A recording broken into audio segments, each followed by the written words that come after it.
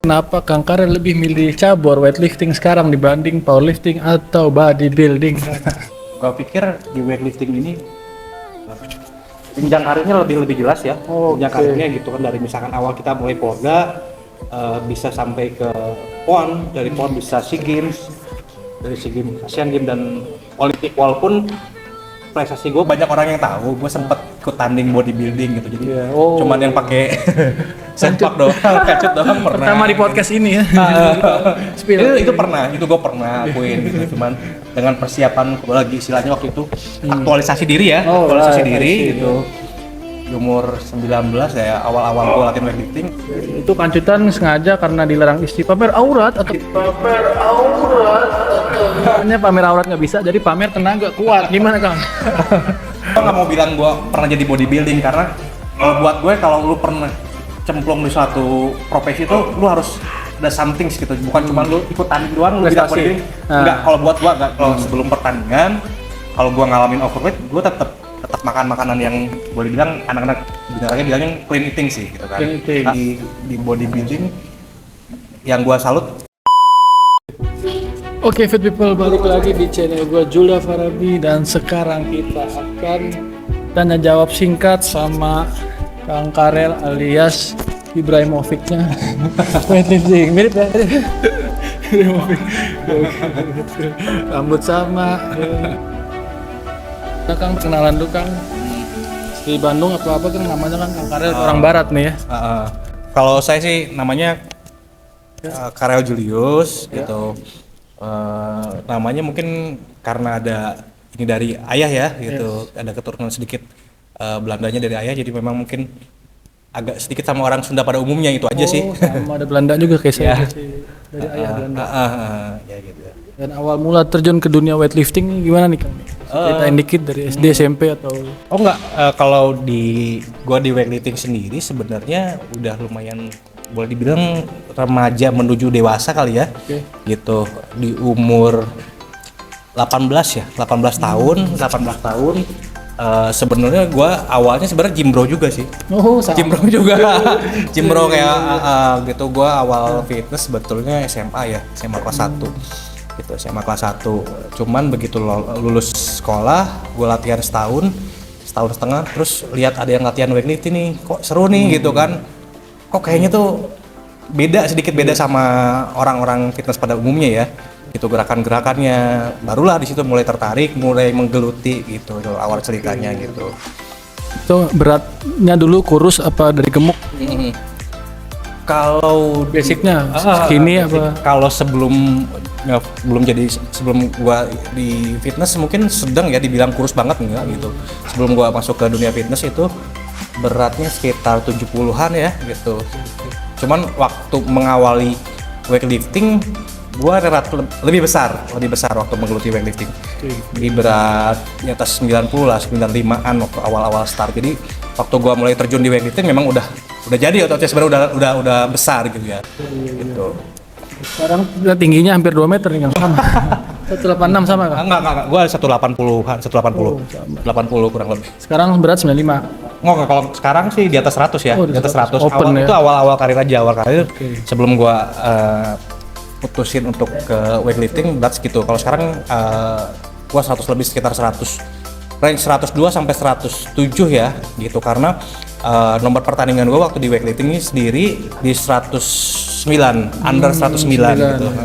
Dan kenapa Kang Karel lebih milih cabur weightlifting sekarang dibanding powerlifting atau bodybuilding? Kenapa lebih milih weightlifting ya, mungkin pada saat itu ya gua pikir di weightlifting ini bisa lebih jenjang karirnya lebih jelas ya. Jenjang karirnya gitu kan, dari misalkan awal kita mulai Polda bisa sampai ke PON, dari PON bisa SEA Games, dari SEA Games Asian Games dan Olimpik. Walaupun prestasi gue boleh dibilang stuck di PON ya, beberapa faktor lah ya. Prestasinya apa itu Kang, boleh di-spill dong? Ya kalau terakhir sih gue kan di PON juara nasional gitu. Gue rekor nasional juga di kelas tersebut gitu. Tahun 2020 kemarin di Papua. Kan dulu dengar-dengar pernah lomba juga bodybuilding Kang. Nah, Info dari mana ini? salah ya. Bukan ya? Sebenarnya gue sempat jadi ini sebenarnya nggak banyak orang yang tahu. Gue sempat ikut tanding bodybuilding gitu. Jadi Iya, oh. cuman yang pakai sempak doang, kecut doang pernah. Pertama di podcast ini ya. itu pernah, itu gue pernah akuin gitu. Cuman dengan persiapan kurang lebih waktu itu 2 bulanan gitu ya. Jadi gue memang masih belajar banget. Gue lagi istilahnya waktu itu aktualisasi diri ya, aktualisasi diri gitu. Di umur 19 ya, awal-awal gue latihan weightlifting, gue pernah juga turun di bodybuilding gitu. Cuman gue bilang gue bukan orang bodybuilding karena genetik merasa. enggak, gue nggak mau bilang gue pernah jadi bodybuilding karena kalau buat gue kalau lu pernah cemplung di suatu profesi itu lu harus ada something gitu, bukan cuma lu ikut tanding doang lu bilang bodybuilding. Enggak, kalau buat gue enggak. Kecuali lu misalnya bisa prestasi minimal berapa gitu, lu bisa bilang klaim lu bodybuilding gitu. Kalau gue pribadi cuman antusiasme aja sih Bro gitu. lah sama kita, sama tim bro lah. Building latihan aja bodybuilding berarti. Itu kancutan sengaja karena dilarang istri pamer aurat atau gimana? Kalau saya sih makanya pamer aurat nggak bisa, jadi pamer tenaga kuat. Gimana Kang?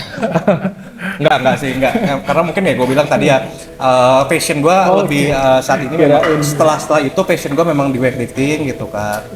Dan mungkin di bodybuilding yang gue salut, gue dietnya nggak bisa seketat itu gitu. Gitu. Gue nggak bisa seketat itu.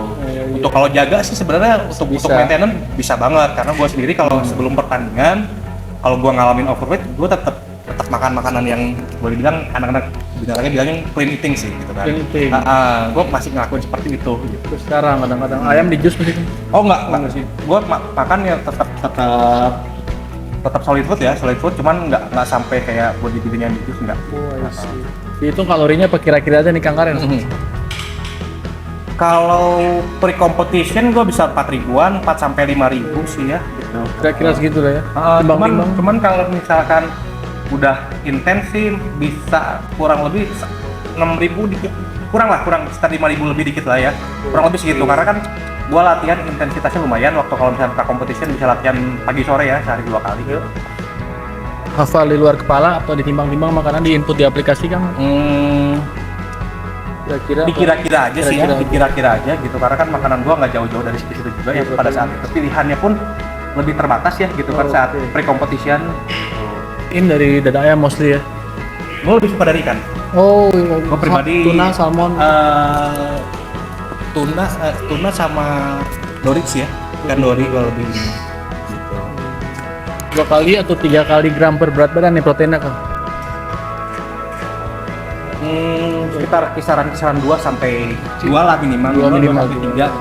Gua nggak terlalu cuman paling nggak kalau gua mindsetnya gini, saat lu butuh kalori lebih, lu bisa cukupin dengan protein nomor 1, itu tambahin sisanya karbo. Itu banyak juga 200 gram lebih protein sehari. Iya, kurang lebih 250 lah kalau gitu. Kalau kami nggak kalongan sih ya 200 itu 200. Mostly dari whey 4 scoop kali sehari. Nah, kalau gua dekat pertandingan sebenarnya whey nggak gua masukin ke dalam kebutuhan. Jadi gua pertama pasti solid food dulu. Solid food gua hitung-hitung kayak misalkan anggap 1 kilo, berarti kan kurang lebih lu dapetin 200 sampai 250 dari dada ayam mungkin 1 kilo kan. Yes. Nah, kurang lebih segitu. Nah, gua biasanya whey nggak gua masukin ke dalam hitungan itu. Jadi whey gua tetap konsumsi, lebih mindset gue part of part of edge gitu. Jadi saat gue bener-bener butuh itu bisa cepat banget. Cepat gitu serap lah ya. Simplicity, kemudahan lah habis latihan. Lebih ke sana sih gitu. Nah Kang, kuliahnya di jurusan olahraga apa gimana Kang? Kalau gue dulu kuliah justru gue di Fakultas Ilmu Komunikasi ya sebenarnya, di Komun 4 gitu. Iya. Momentumnya gimana tuh Kang bisa jadi atlet nasional? Ya akhirnya pilihan. Gue rasa akhirnya sebenarnya kalau bilang bersinergi sih enggak ya, karena pada saat itu cabur yang gue belum terlalu memasyarakat, sedikit banget orang yang tahu gitu kan. Ya termasuk sampai sekarang aja orang umum masih nggak tahu bedanya antara powerlifting sama weightlifting gitu kan. Jadi waktu itu gua kuliah ya kuliah jurusannya ke sana, prestasi olahraga gua ke sana gitu, ke yang lain kayak gitu sih.